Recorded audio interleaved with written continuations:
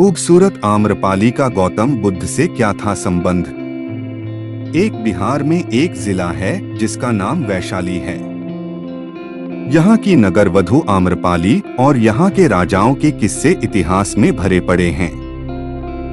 कहते हैं कि एक गरीब दंपति को एक अबोध मासूम लड़की आम के पेड़ के नीचे मिली। पता नहीं कौन था उसके माता पिता और क्यों उसे आम के वृक्ष ने नीचे छोड़कर चले गए। आम के नीचे मिलने के कारण उसका नाम आम्रपाली रखा गया। दो आम्रपाली जब किशोरावस्था में पहुंची तो उसके रूप और सौंदर्य की चर्चा नगर में फैल गई। नगर का हर पुरुष उससे विवाह करने के लिए लालायित हो उठा। राजा से लेकर व्यापारी हर कोई आम्रपाली को पाना चाहता था। उसके माता पिता के समक्ष अब दुविधा और भय उत्पन्न हो चला था।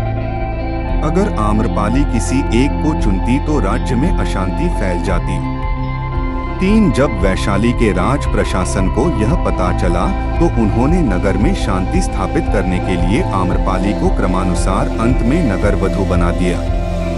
आम्रपाली को जनपद कल्याणी की उपाधि 7 साल के लिए दी गई। इसे साम्राज्य की सबसे खूबसूरत और प्रतिभाशाली महिला को दिया जाता था। आम्रपाली को अपना महल मिला, सेविकाएं मिली और लोगों से शारीरिक संबंध बनाने के लिए चयन का अधिकार भी मिला। इसके साथ ही वह दरबार की नर्तकी भी बन गई। आम्रपाली के रूप की चर्चा जगत प्रसिद्ध थी और उस समय उसकी एक झलक पाने के लिए सुदूर देशों के अनेक राजकुमार उसके महल के चारों ओर अपनी छावनी डाले रहते थे। वैशाली में गौतम बुद्ध के प्रथम पदार्पण पर उनकी कीर्ति सुनकर उनके स्वागत के लिए 16 श्रृंगार कर अपनी परिचारिकाओं सहित आम्रपाली गंडक नदी के तट पर पहुंची। आम्रपाली को देखकर बुद्ध को अपने शिष्यों से कहना पड़ा कि तुम लोग अपनी आंखें बंद कर लो या नीचे कर लो, क्योंकि भगवान बुद्ध जानते थे कि आम्रपाली के सौंदर्य को देखकर उनके शिष्यों के लिए संतुलन रखना कठिन हो जाएगा।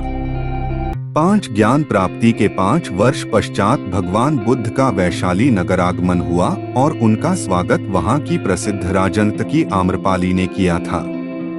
बौद्ध धर्म के इतिहास में आम्रपाली द्वारा अपने आम्रकानन में भगवान बुद्ध और उनके शिष्यों को निमंत्रित कर भोजन कराने के बाद दक्षिणा के रूप में वह आम्रकानन भेंट देने की बड़ी ख्याति है।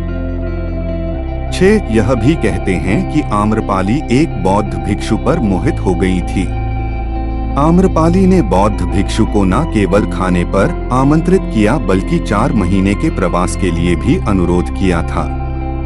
बौद्ध भिक्षु ने उत्तर दिया कि वह अपने गुरु बुद्ध की आज्ञा के बाद ही ऐसा कर सकते हैं। अंत में आम्रपाली ने गौतम बुद्ध से कहा कि मैं आपके भिक्षु को मोहित नहीं कर पाई और उनकी आध्यात्मिकता ने मुझे ही मोहित कर धम्म की राह पर चलने को विवश कर दिया है। साथ आम्रपाली ने गौतम बुद्ध के समक्ष भिक्षु बनने की इच्छा प्रकट की, परंतु पहले तो बुद्ध ने इसके लिए इनकार कर दिया। हालांकि इस घटना के बाद ही बुद्ध ने स्त्रियों को बौद्ध संघ में प्रवेश की अनुमति दी थी। आम्रपाली इसके बाद सामान्य बौद्ध भिक्षुणी बन गई और वैशाली के हित के लिए उसने अनेक कार्य किए। उसने केश कटाकर भिक्षा पात्र लेकर सामान्य भिक्षुणी का जीवन व्यतीत किया। बुद्ध और आम्रपाली की कथा। आम्रपाली और गौतम बुद्ध की कहानी कई तरह से सुनने को मिलते हैं। इस संबंध में एक कथा मिलती है कि एक बार भगवान बुद्ध विचरते हुए वैशाली के वन विहार में आए।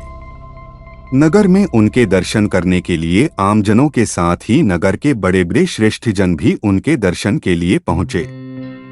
हर किसी की इच्छा थी कि तथागत उसका निमंत्रण स्वीकार करें और उसके घर भोजन करने के लिए पधारें।